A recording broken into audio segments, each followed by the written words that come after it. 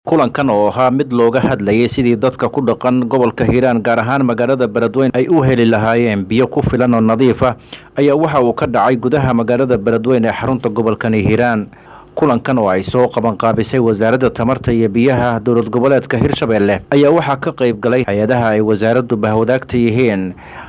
mas'uuliyiinta maamulka heer gobol iyo heer degmo iyo sidoo kale qaybaha kala duwan ee bulshada. kulankan ayaa intii uu socday waxaa lagu lafaguray sidii dadku ay u heli lahaayeen biyo isla markaana loo dadajin lahaa soo saarista biyo nadiif ah oo ay intifaacsadaan dadka iyo dunyada. gudoomiyaha degmada Beledweyne mudane Cismaan Dhicisow Dhuubow oo ugu horeyn ka hadlay kulanka ayaa waxa uu sheegay in magaalada Beledweyne ay ka jirto baahi loo qabo biyo nadiif ah oo dadku ay helaan. biyo la'aan haday dhacdo xaq Ilaahay laga waayay annagana waxaan awoodna ma lahin awoodana Ilaahay iska leh markaas ninkii oo maartii ama hay'adan u qaylo doona oo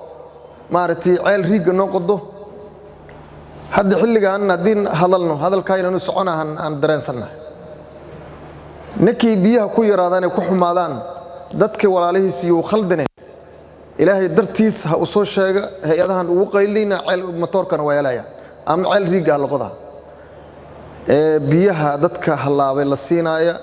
cudurro badan ka dhalanayo Ilaahay ha laga baqo muxuu ahaay biyaha dadka siinaysiin ha ahaadana biyo nadiif ah noqdaan hadii la way xaq Ilaahay laga waayay adiga maartii aad u malihid marka insha Allah wixii halayna maartii ugu madan lahayn laakiin anan waxaan rabay aan maartii dadka bulshada ah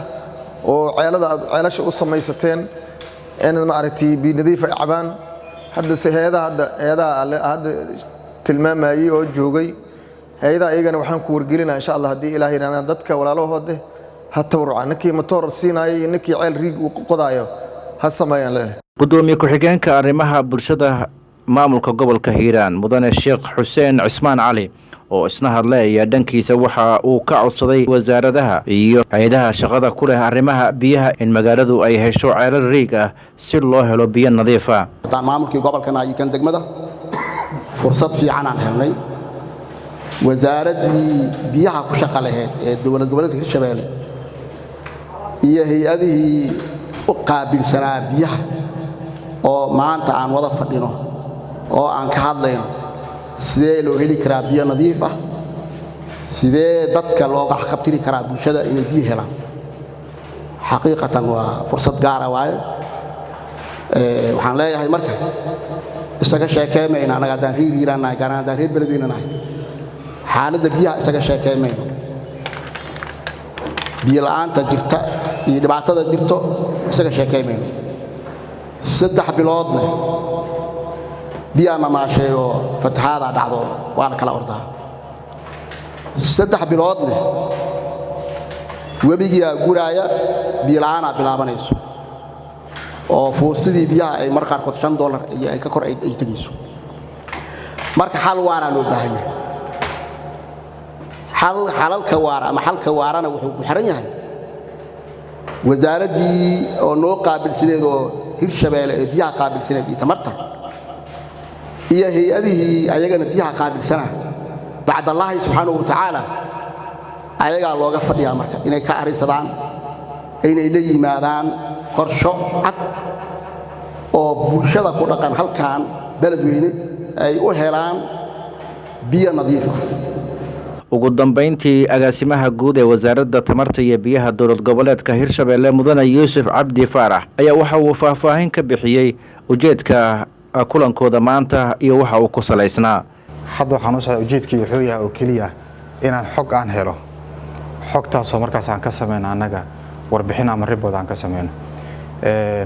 runtii hiddiilada iyo hadallada hadda gudoomiyaha ay ka hadlayaan iyo caqabadaha jira waa wax state-ko dhan oo saameynaya problem oo state-ka dhan saameynaya waaye waana ka sheekeysan doonaa dadka arrimaha biyaha ka shaqeeyo sida hay'adaha washka ka shaqeeyo iyo anaga wasaaraddeena waa iska warsan doonaa maanta waxa isla meel dhigi doonaa waaq balan isla meel dhigi doonaa qorsho oo meesha u soconay meesha higsanina